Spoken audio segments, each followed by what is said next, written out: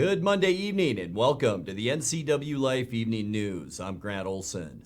Before we get to what's making news, let's take a quick look outside our weather window on this Monday. And it was a cloudy, overcast, and kind of drizzly day out there this afternoon. Did get a little bit of rain this morning, but not a whole lot. Some areas did get some decent shower activity, but not so much in the Wenatchee Valley. Just some light sprinkles for the most part. And as we take a look moving forward, expect a cool one on Tuesday and Wednesday. Thursday looks to be a wet one, cloudy with a 60% chance of rain. And then look at Friday, Saturday, and Sunday. Things look great.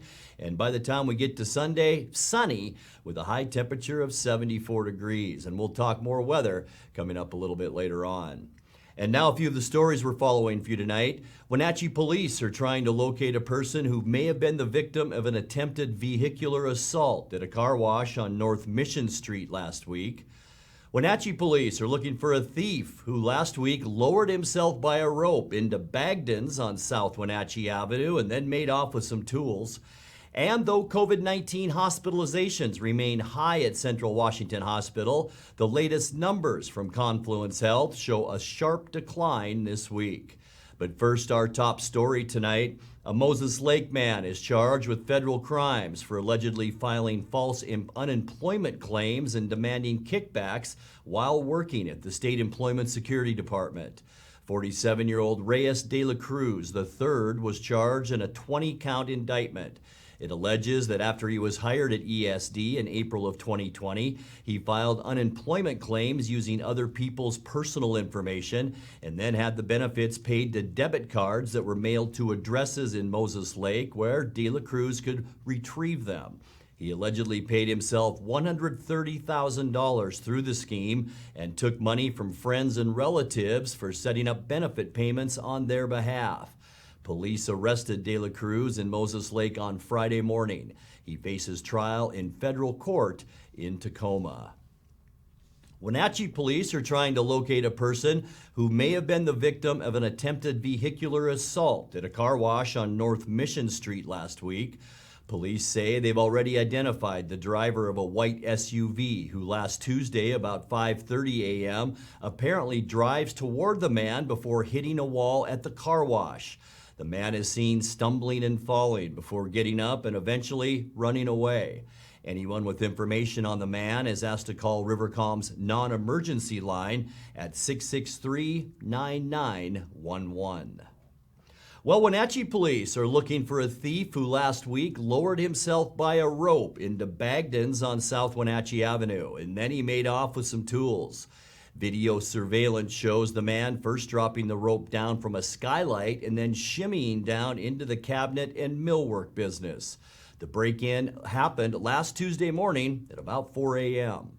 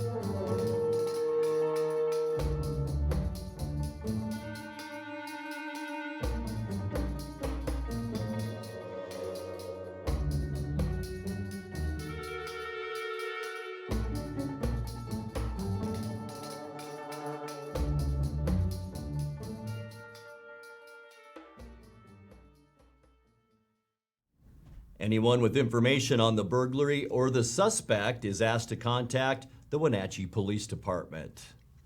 Well, though COVID-19 hospitalizations remain high at Central Washington Hospital, the latest numbers from Confluence Health show a sharp decline this week. After more than 2 weeks of COVID-19 patient numbers that exceeded 50, Confluence Health today reported 39 COVID-19 patients at the hospital. Of those 39, Confluence says 36 are not fully vaccinated. 10 patients are in the hospital's intensive care unit, 9 of whom are not fully vaccinated. 11 of those hospitalized are from Chelan County, 8 from Douglas County, 9 from Okanagan, and 7 from Grant County. Well, coming up next, more than 45 elected officials in Eastern Washington are complaining to Governor Jay Inslee about the state's requirements for COVID-19 vaccination. The cross-country Amtrak train that would have passed through Wenatchee yesterday derailed in rural Montana on Saturday, killing 3 people. Douglas County Commissioners tomorrow will order suspended County Treasurer Natalie Marks to take out more insurance to cover federal tax payments she failed to deposit. And Lincoln Park in Wenatchee won't have a bicycle pump track this year. That project will have to wait until 2022. I'm Grant Olson, and you're watching the NCWLIFE Evening News.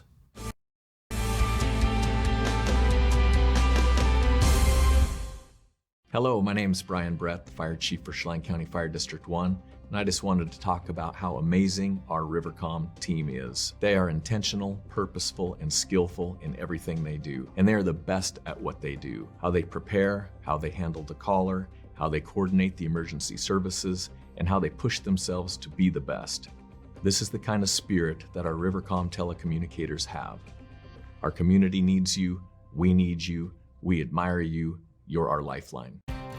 Mary Maids of Wenatchee has been professionally cleaning and sanitizing homes and businesses in North Central Washington since 1998. Mary Maids uses commercial-grade cleaners and viricides. Mary Maids has implemented additional safety and sanitation protocols. They are strictly following CDC guidelines for the safety of their clients and employees. For expert help with cleaning and sanitizing your home or business, call or look up Mary Maids of Wenatchee to schedule your free estimate today.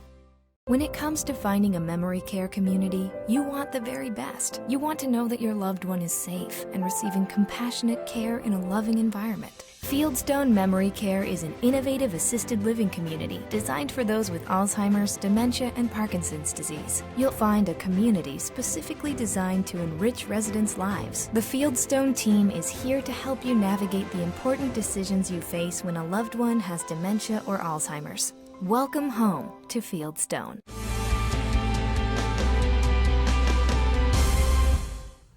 Welcome back to the NCWLIFE Evening News. More than 45 elected officials in Eastern Washington are complaining to Governor Jay Inslee about the state's requirement for COVID-19 vaccination. Among the signatories to a letter sent to the governor last week are all 3 Chelan County commissioners, all 3 from Grant County, as well as the prosecutor and sheriff, every state legislator from the 13th District and 12th District Representatives Keith Gaynor and Mike Steele. The letter demands a meeting with Inslee to discuss the vaccine requirements for state employees and teachers. They write that, quote, "We all want what's best for our communities and state, but the perception is only one person is making all the decisions." Well, the cross-country Amtrak train that would have passed through Wenatchee yesterday derailed in rural Montana on Saturday, killing 3 people. Authorities say dozens more were injured when the Empire Builder topped off the tracks near Joplin, Montana, about 4 p.m. local time. 8 of the train's 10 cars went off the rails near a switch. Only 141 passengers and 16 crew members were aboard, headed west toward the train's final destination in Seattle. 7 people remained in treatment at Montana hospitals on Sunday.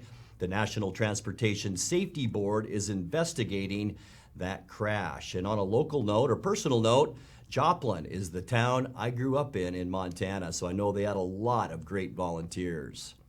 In other news, Douglas County Commissioners tomorrow will order suspended County Treasurer Natalie Marks to take out more insurance to cover federal tax payments she failed to deposit. The commissioners suspended Marks from office late last month over an estimated $93,000 in fines from the IRS for late deposits of county payroll tax.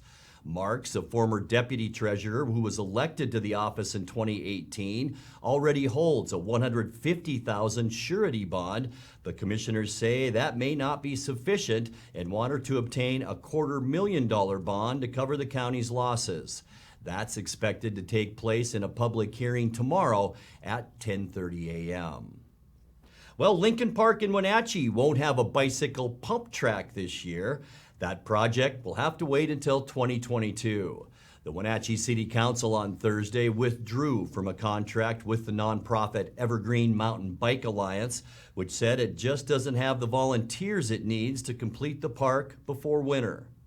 After 2 months of negotiation of the contract terms, Evergreen communicated to us that they could not meet the terms of the contract as they bid it. Since there were no other bidders, we have no option other than to rescind this approval, and then we're wrapping it up, which we are already currently working on, into the larger Lincoln Park project, and that will be going to add next month.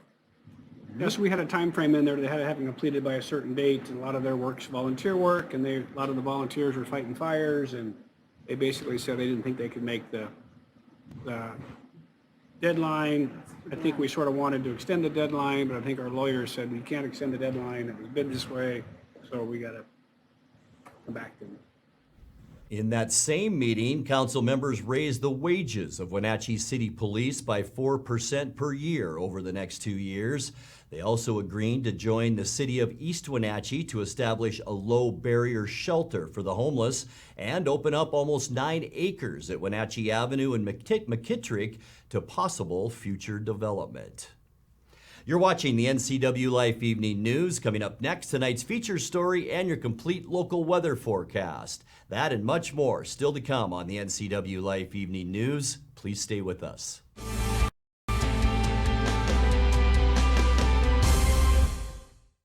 I'm Jared Sessler. Nemo Residio means nobody left behind in Latin. It's heartbreaking to know that in Afghanistan, Americans and our allies were abandoned behind enemy lines. This is a national disgrace like we've never seen before. Today, as your neighbor, and tomorrow in Congress, I will stand firm to ensure this never happens again. Go to jaredsessler.com today to contribute. I'm Jared Sessler, and I approve this message. As the sun sets on another hot summer, let the experts at Blue Lagoon Pool and Spa winterize and close your pool. Closing your swimming pool is the most important service to get right. Letting the professionals from Blue Lagoon Pool and Spa close your pool will ensure that you won't cost yourself thousands of dollars in damage next year.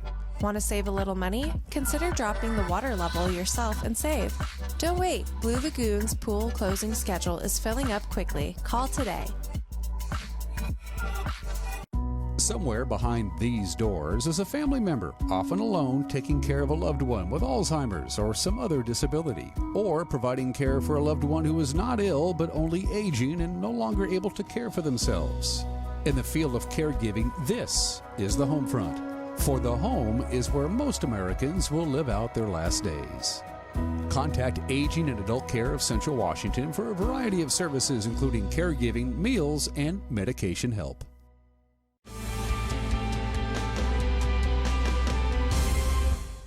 Welcome back to the NCWLIFE Evening News. Kirk Hudson has spent 24 years overseeing the power supply generated by the Chelan County PUD. Come January 1st, he'll be in charge of the entire agency.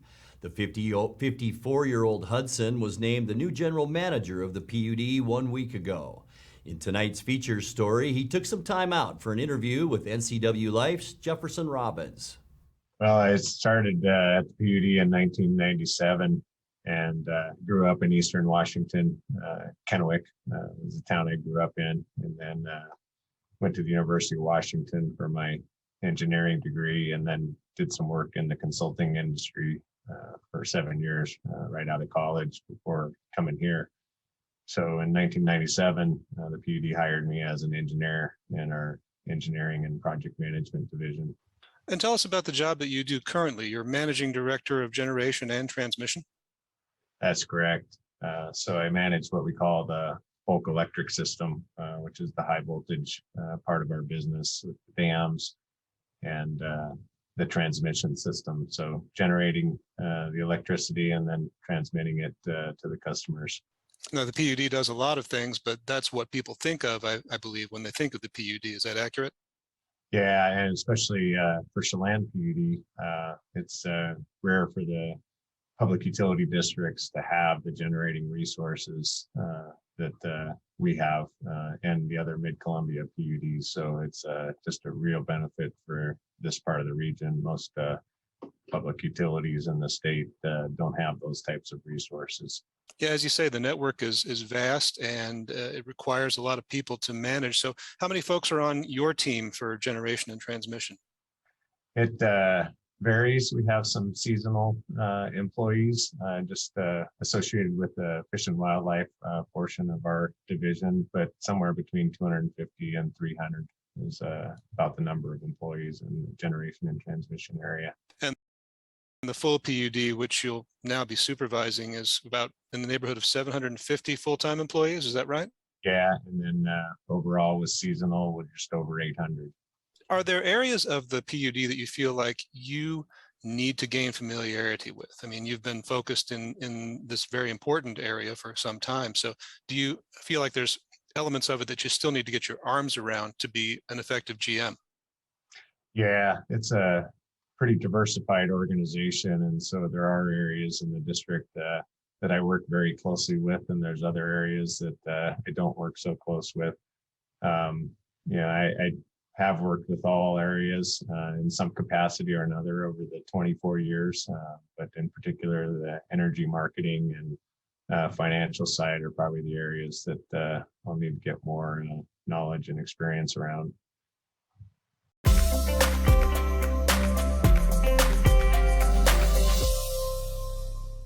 Let's take a look now at your North Central Washington weather forecast. Hope you had a great weekend weather-wise. Man, no complaints at all. Saturday, 81 degrees. Yesterday, we were at about 78, and we definitely cooled down today. Unofficially, high temperature at 66 degrees. 72 is our normal high for this time of year.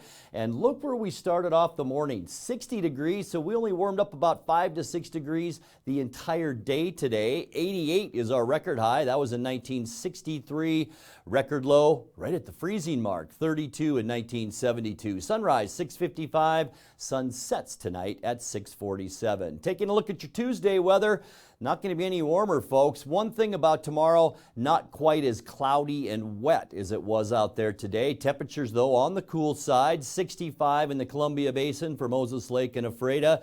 Quincy 64. The Wenatchee Valley just a little bit cooler. 63 in Wenatchee, 62 for Cashmere, and 63 degrees. The high temperature for you folks tomorrow in Entiat. Let's take a look at tonight's weather. Cloudy skies. We could still see some of those isolated showers as this whole system continues to move through our area. It's going to get chilly tonight, too, with overnight low temperatures somewhere in the upper 40s for us. As we get to Tuesday, just a little breezy in places, partly cloudy skies.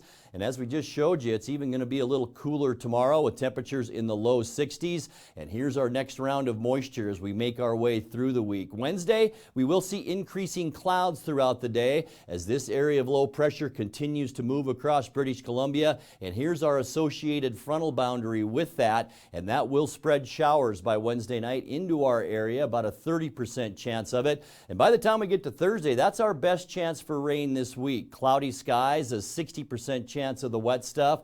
We will begin to warm up a little bit, though. Look at this area of high pressure, and here's the top of our ridge, and that will move our way on Friday. And as I talked earlier, Friday, Saturday, and Sunday are going to be beautiful. Mild, high temperatures on Friday. I think we'll get awfully close to 70 degrees for Friday. On Saturday, sunny and even a little bit warmer. High pressure dominating all of the western United States weather. We are going to warm up into the lower 70s on Saturday. And as we get to the end of the forecast on Sunday, sunny skies and even warmer. Look at the clear skies across the western U.S. Here in the Wenatchee Valley and Columbia Basin, generally high temperatures on Sunday in the mid-70s. Let's take a look now at your 7-day forecast. 47 tonight, 63 tomorrow. Look at that low tomorrow night, 45 degrees, and then kind of a rainy period. This will be late in the evening on Wednesday. A 30% chance of rain goes up to 60% on Thursday and 69 degrees. And then we warm up as we get into Friday and the weekend. 72 on Saturday and 74 on Sunday. And that's a look at your local weather forecast. Coming up next, tonight's sports report with Eric Granstrom and more as the NCWLIFE Evening News continues right after this.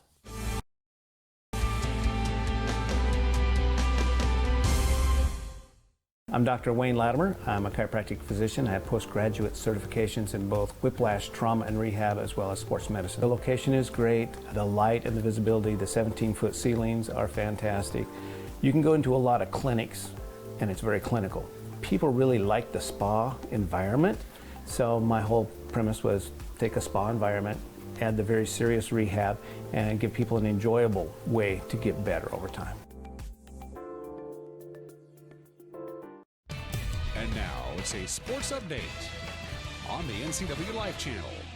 And a happy Monday to you. The Mariners remain 2 games out of the wild card playoff race after taking 2 of 3 from the Angels over the weekend, including a 5-1 win Sunday. Shohei Ohtani and Marco Gonzalez were locked in a pitcher's duel through the first 6 innings with LA leading 1-0. That was until Jared Kelenic provided a spark in the 7th.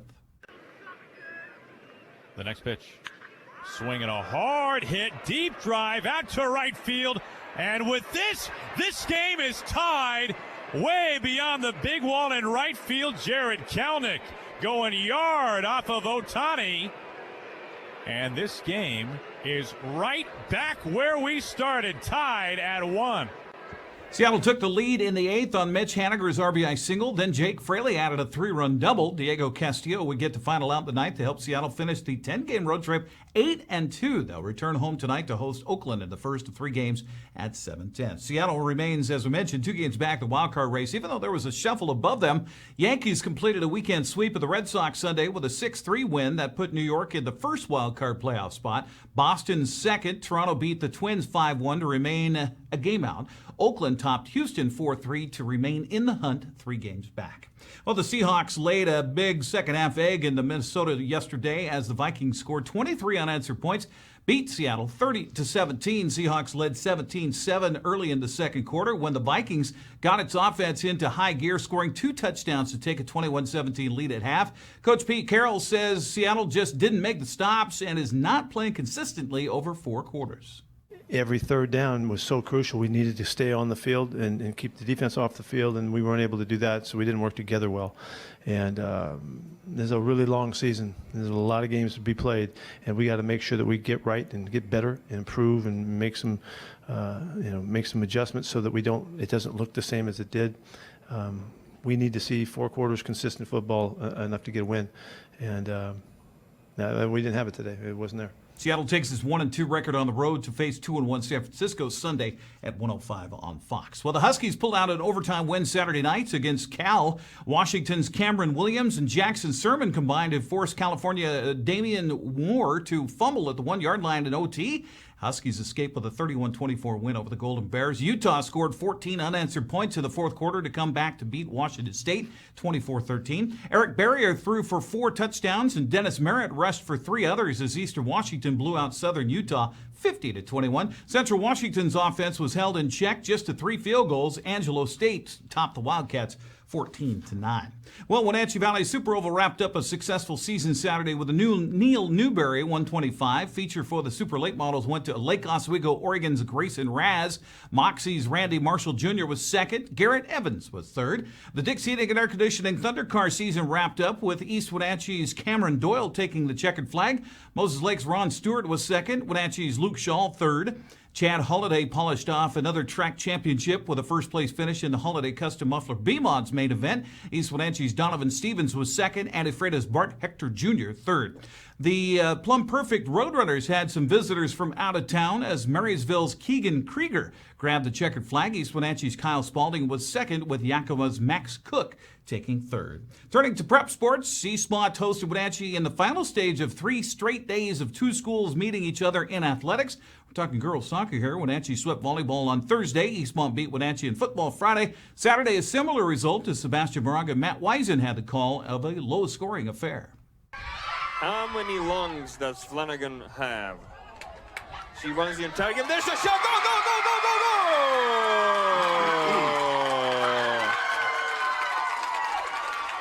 Eastmont takes the lead on a brilliant header.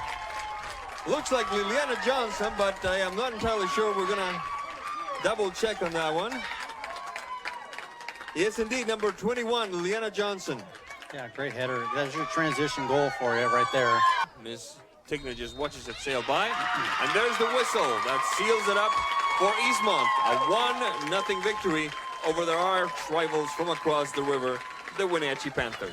Eastmont remained undefeated with a win. In other action Saturday, Cashmere beat Okanagan 7-1. Quincy edged Lakeside 9 Mile Falls 4-3. And Bridgeport topped Brewster 2-1. We'll have more soccer coverage tomorrow night on the NCWLIFE channel. Wenatchee hosts Davis at Leiboftel Field of the Apple Bowl. Sebastian Matt with the coverage. Pregame at 6:45 right here on your TV station. Of course, we were at the 17th Bridge of Sportsmanship Friday night as Eastmont hosted Wenatchee. We're talking football here. The Panthers held a 3-0 lead late into the third quarter before the Wildcats finally found the end zone, and it was all Eastmont from there. I was along Grant Olson with a call here on the NCWLIFE channel.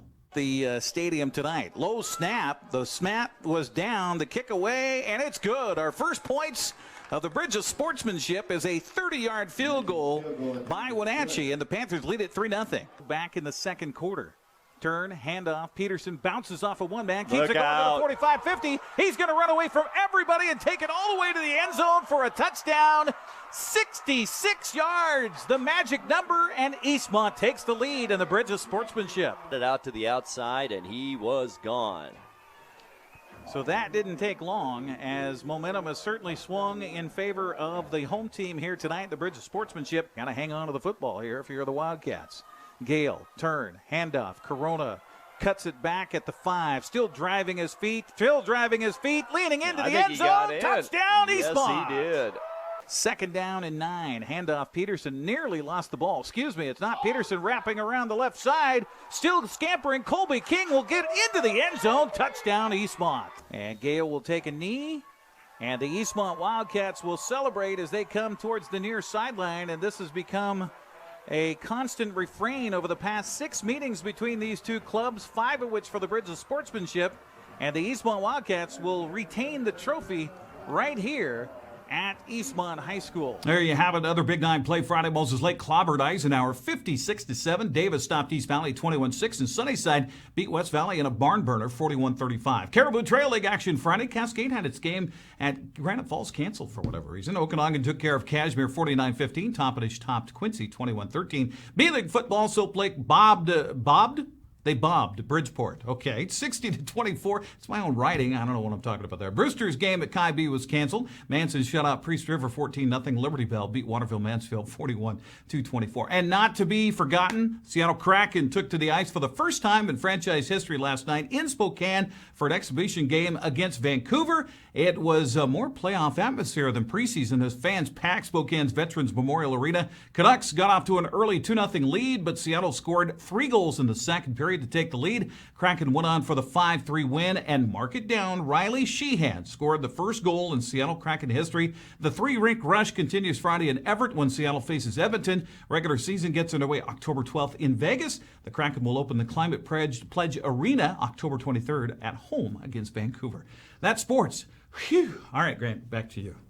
Thank you very much, Eric. And that's going to do it for our newscast tonight. For more on these stories and other news from around North Central Washington, you can find us on Facebook or our website at ncwlife.com. And remember, if you see news happening, we'd like to hear from you. You can send us an email at news@ncwlife.com or give us a call at 888-6295. I'm Grant Olson. Thanks for joining us and have a great night.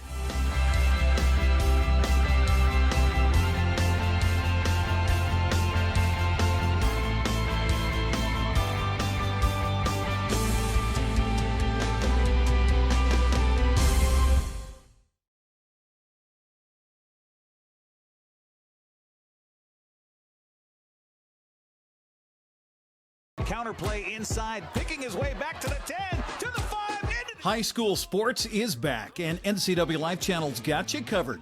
Tune in for football, girls soccer, and volleyball right here. Thanks to our sponsors, Charter College, Confluence Health, Diggs Heating and Air Conditioning, and Global Car Care. Follow all the action of high school sports on your local TV station, the NCWLIFE Channel.